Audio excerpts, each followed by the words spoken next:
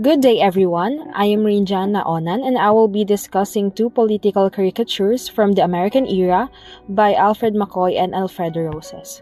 So the first is While the Priest Lives Alone in a Big Building. As the publisher of The Independent, Vicente Soto used his newspaper as a platform to attack the Catholic Church, showing his belief that the Church held too much power and privilege. In this editorial, we can see a large building beside the Santa Cruz Parish Church where only one priest is living, and outside the building, there is a large crowd gathered outside.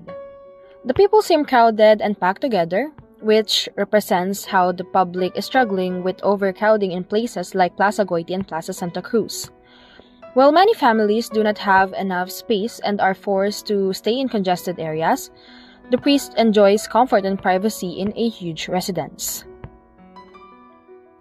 This tension intensified in 1906 when the Philippine Supreme Court ruled that the Roman Catholic Church was the legal owner of all disputed church properties.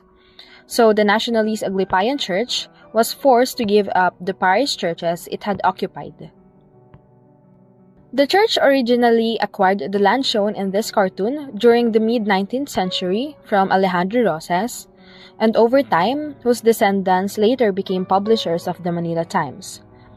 Although the Santa Cruz Parish Church still stands today, the parish house that once caused controversy is no longer used as a religious residence. Instead, it was later converted into a branch of Philtrust, a church-owned bank. The next is Where the Mosquito is King. Manila's location made it a breeding ground for diseases, especially with all the standing water that keep attracted mosquitoes.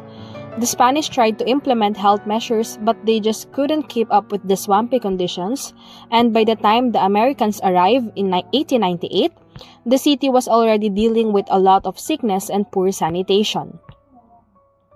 Public health regulations really started to make a difference in the city, leading to significant declines in diseases like malaria, smallpox, cholera, and plague. For instance, the cholera outbreak from 1902 to 1904 was deadly, but it showed that things were improving compared to past crises. By isolating later outbreaks in 1905 to 1906, health measures were effective, and by 1911, the disease had been eradicated. During its transformation, Manila tackled malaria by improving sanitation with sewer and clean water systems, along with a strong public health campaign. Authorities distributed millions of quinine doses and reduced mosquito breeding by filling in standing water like moats around intramuros or spraying petroleum. By 1920, the earlier success of Manila's public health efforts was fading. As part of Harrison's Philippinization effort, Filipino officials took over public health responsibility, but the new leaders were not as effective, showing that leadership and enforcement were just as important as medical knowledge in controlling disease.